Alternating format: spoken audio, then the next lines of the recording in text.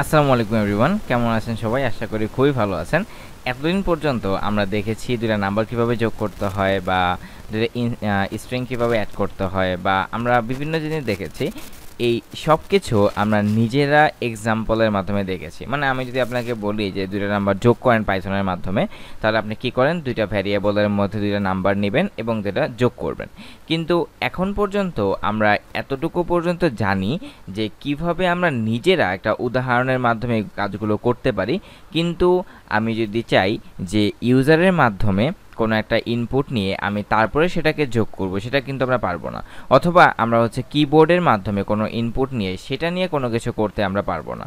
ঠিক এই ভিডিও পরে আপনি এই জিনিসটাও পারবেন। সো আমাদের আজকের ভিডিও টপিক হচ্ছে how to take input from user.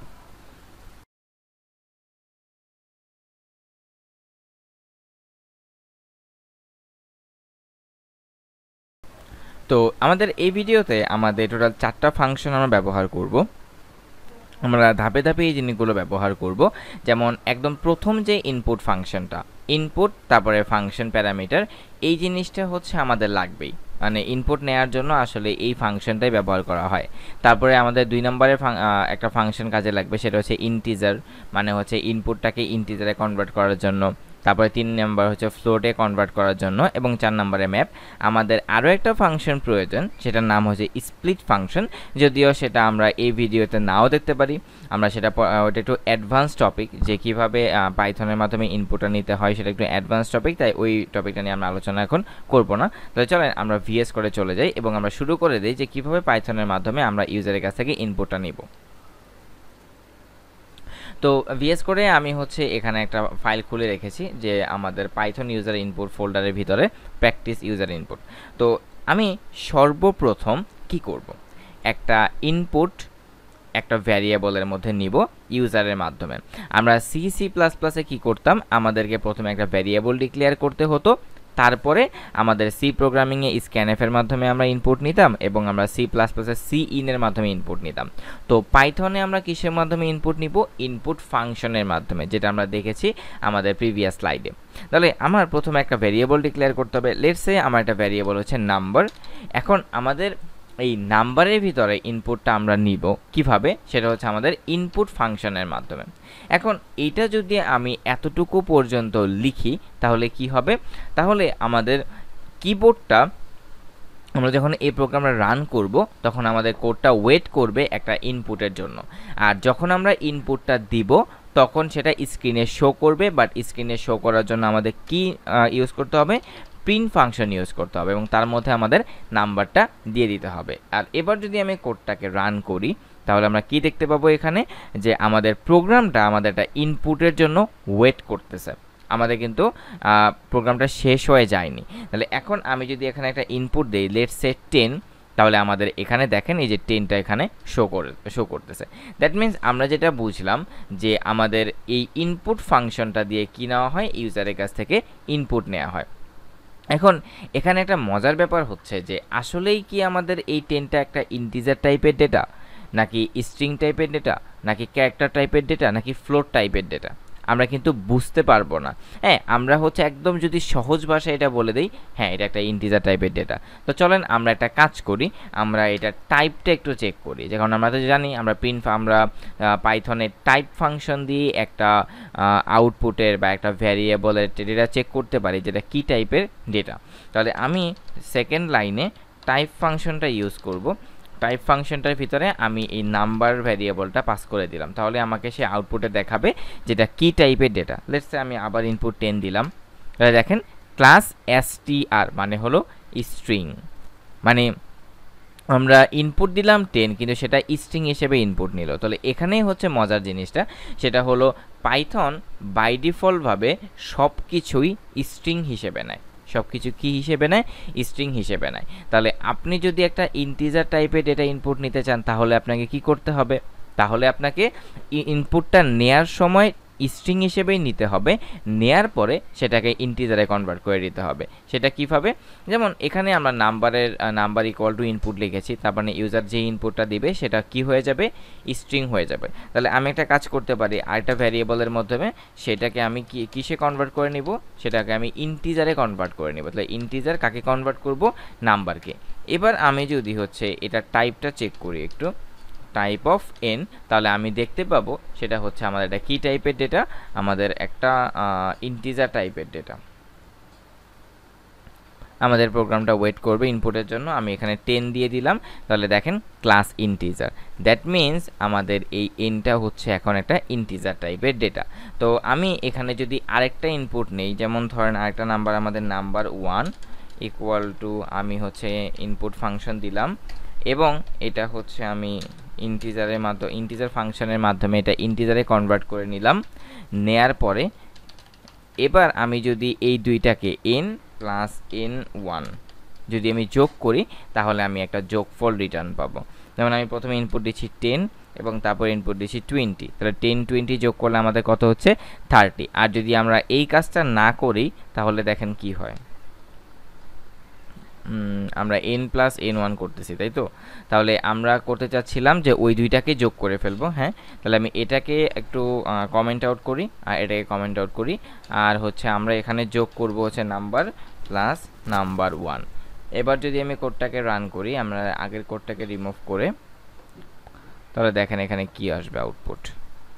প্রথমে আমরা দিই 10 অ্যান্ড পরে দিই 20, তাহলে আমাদের রেজাল্ট আসতেছে 1020। কারণ আমরা জানি যে দুইটা স্ট্রিংকে যদি আমি যোগ করি, দ্যাট মিনস ওই দুইটা স্ট্রিং পাশাপাশি বসে যায়, যেটা আমরা সি প্লাস প্লাস থেকে জেনে এসেছি। তো এই ছিল আমাদের ইউজারের কাছ থেকে কীভাবে ইনপুট নিতে হয়, এবং ইনপুট নেওয়ার পরে আপনাকে হচ্ছে কি করে দিতে হবে, সেটা টাইপ কাস্টিং করে দিতে হবে। যেই টপিকটা নিয়ে আমরা আগেও আলোচনা করেছি, আমাদের এই প্লেলিস্টে পেয়ে যাবেন টাইপ কাস্টিংয়ের ভিডিও। এখন আমরা আমাদের স্লাইডে চলে যাই, যে আমরা ইনপুট দেখে ফেলেছি, ইন্টিজার দেখে ফেলেছি, আর ফ্লোটের মধ্যে নিলে সেই ডেটাটা ফ্লোটের মাধ্যমে কনভার্ট হয়ে যাবে। এখন তাহলে এই ম্যাপ ফাংশনের কাজটা কি? তো ম্যাপ ফাংশনের কাজটা দেখানোর আগে আমি আরও কিছু শর্টকাট আপনাদেরকে দেখাই। একটু আগে আমি কোডটা রিমুভ করে ফেলেছি। একটা জিনিস খেয়াল করেন, এখানে আমি দুইটা ইনপুট নিয়েছিলাম, একটা হচ্ছে নাম্বার আর একটা হচ্ছে আমাদের নাম্বার 1। তাহলে এখানে আমাদের দুইবার ইনপুটটা ইউজ করতে হয়েছে, রাইট? এখন আমি যদি চাই যে আমি একই লাইনের মাধ্যমে দুইটা ইনপুট নিব, সেটা কিভাবে করব? যেমন লেটস সে এইভাবে, যেমন আমি একসাথে দুইটা ইনপুট নিব, নাম্বার এবং নাম্বার 1 ভ্যারিয়েবলের ভিতরে, তাহলে আমি সেটা কিভাবে নিব? এই কাজটা করার জন্যই আমাদের দরকার হচ্ছে ম্যাপ ফাংশনটা। যেমন আমাদের দুইটা ভ্যারিয়েবল থাকতে পারে, একটা হচ্ছে আমাদের n আর একটা হলো আমাদের n1। আমি একই লাইনের মধ্যে এই দুইটা ইনপুট নিব। তো এই কাজটা করার জন্য আমরা যেভাবে করতে পারি সেটা হচ্ছে, প্রথমত আমরা ম্যাপ ফাংশনটা দিব, আর এই ম্যাপ ফাংশনের ভিতরে দুইটা প্যারামিটার যায়। প্রথম প্যারামিটারটা হচ্ছে আপনার এই n আর n1, এই দুইটা ভ্যারিয়েবলের মধ্যে কি টাইপের ডেটা যাবে। তারপরে হচ্ছে আপনি সেটাতে অবশ্যই ইনপুট নেবেন, সেটাকে বলা হয় ইটারেশন। তাহলে আমরা ম্যাপ ফাংশনের মধ্যে আমরা জানলাম কয়টা প্যারামিটার যাবে? দুইটা। প্রথমত হচ্ছে আপনি কি টাইপের ডেটা, সেটা কি ইন্টিজার টাইপের ডেটা নাকি ফ্লোট টাইপের ডেটা, তাহলে সেটা আপনাকে বলে দিতে হবে। যেমন আমরা n আর n1 এর ডেটাটা হচ্ছে আমাদের ইন্টিজার টাইপের ডেটা, তো আমি এখানে লিখলাম কি লিখলাম? ইন্টিজার। এরপরে আমাদের এখানে কি করতে হবে, যেহেতু এখানে আমরা ইনপুট নিব, তাই এখানে আমাদের কি ইউজ করতে হবে? ইনপুট ফাংশন আর ডট স্প্লিট। ডট এখানে কি ব্যবহার করতে হবে? স্প্লিট। এই স্প্লিট ফাংশনটা আমি কেন ব্যবহার করলাম সেটা আমি একটু পরে আসতেছি। এর আগে আমি এই দুইটা যে ইনপুট আমরা নিলাম, সেই দুইটা ইনপুটকে আমরা প্রিন্ট করে দেব। তাহলে একটা হচ্ছে n, একটা হলো n1।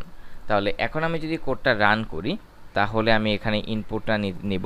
যেমন প্রথম হচ্ছে আমাদের 10 এবং তারপরে হচ্ছে 20। খেয়াল করেন, আমি যখন 10 লিখে এখানে একটা এন্টার প্রেস করলাম, তখন কিন্তু আমাদের এই কোডটা ওয়েট করা উচিত ছিল আরেকটা ইনপুটের জন্য, বাট এটা কি শো করলো? একটা ইরর শো করলো। সেখানে কি লেখা আছে? যে value error, not enough values to unpack expected two got 1। এর মানে হলো যে এই যে আমরা ম্যাপ ফাংশনটা ব্যবহার করেছি, এই ম্যাপ ফাংশনটা ব্যবহার করেছি কয়টা ইনপুটের জন্য?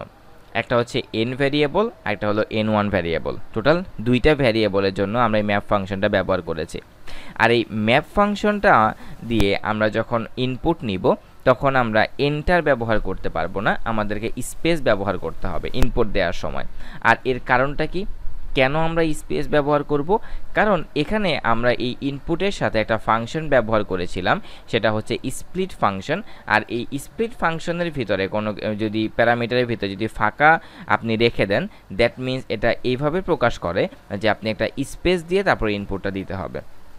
ঠিক আছে, তো এবার আমি কোডটা রিমুভ অফ করে আমি যদি আবার এখানে রান করি, তাহলে এখানে আমি দিলাম 10, তারপর হচ্ছে স্পেস 20। এবার যদি আমি দেখি তাহলে 10 20 আমাদের রেজাল্ট এসেছে, কারণ আমরা প্রিন্টের ভিতরে n আর n1 দিয়েছিলাম। তো এই হচ্ছে আমাদের কথা। এখন এই স্প্লিট ফাংশনটা নিয়ে আমি যদি আরেকটু কথা বলতে চাই, সেটা হচ্ছে আপনি এই স্প্লিট ফাংশনটা দিয়ে, যেমন ধরেন আপনি স্প্লিট ফাংশনটা কি করে, আপনি যখন 10 স্পেস 20 দিচ্ছেন, তখন এই স্প্লিট ফাংশনটা কি করে, 10 আর 20টাকে ডিভাইড করে ফেলে।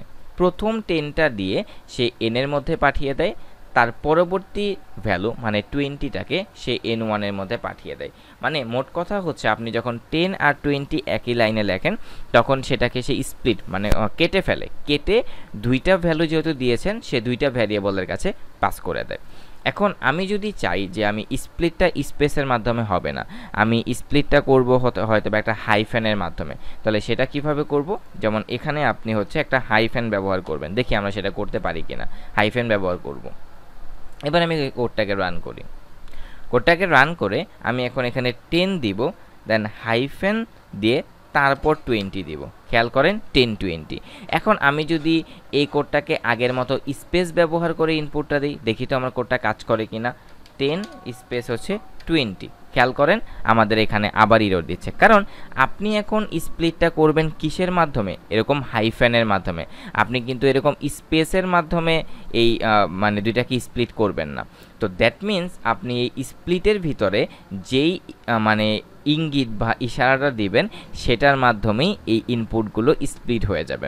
যেমন এখানে আপনি ভ্যালুটা দেখেন যে invalid literal for integer with base 10 10 20, মানে ইনভ্যালিড লিটারাল মানে হচ্ছে আপনি এটা ইনভ্যালিড ইনপুট দিয়েছেন ইন্টিজার টাইপের। ঠিক আছে, এবার আপনি চাইলে হচ্ছে ধরেন এখানে একটা স্প্লিট একটা আপনি ইসের মাধ্যমে নিতে পারেন, একটা হাইফেনের মাধ্যমে নিতে পারেন, বা ব্যাকস্ল্যাশের মাধ্যমে নিতে পারেন, বা স্ল্যাশের মাধ্যমে নিতে পারেন। এটা সম্পূর্ণ আপনার উপর ডিপেন্ড করবে যে আপনি কিভাবে আপনার নাম্বারগুলোকে স্প্লিট করতে চাচ্ছেন। ঠিক আছে, এখন আপনি চাইলে কিন্তু এই ফাংশনটার মাধ্যমে এখন আপনার প্রোগ্রামে যদি 10টা 20টা 30টা ইনপুট প্রয়োজন হয়, ভ্যারিয়েবলের প্রয়োজন হয়, তাহলে আপনি জাস্ট এখানে সেই ভ্যারিয়েবলের নেমগুলো লিখে দিলেই হবে।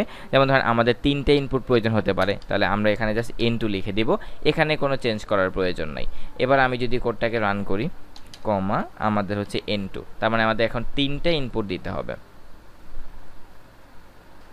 তো আমি এখানে 3টে ইনপুট দিব, যেমন 10 20 আর হচ্ছে 30। এবার যদি আমি এন্টারে প্রেস করি, তাহলে হচ্ছে আমাদের এখানে 10 20 আর হলো 30। তো দ্যাট মিন্স আমরা বুঝতে পারলাম যে আমাদের ম্যাপ ফাংশনটা কিভাবে কাজ করে এবং আমাদের স্প্লিট ফাংশনটা কিভাবে কাজ করে। ঠিক আছে, তো এই ছিল আমাদের আজকের ভিডিও। এর পরবর্তী ভিডিওতে আমরা হচ্ছে আলোচনা করব আমাদের কোর্স সিলেবাসটা আমরা একটু দেখি, যে Python how to take input from ইউজারের পরে আমরা আলোচনা করব পাইথন স্ট্রিং নিয়ে। তো সেই ভিডিওতে দেখা হবে। আসসালামু আলাইকুম।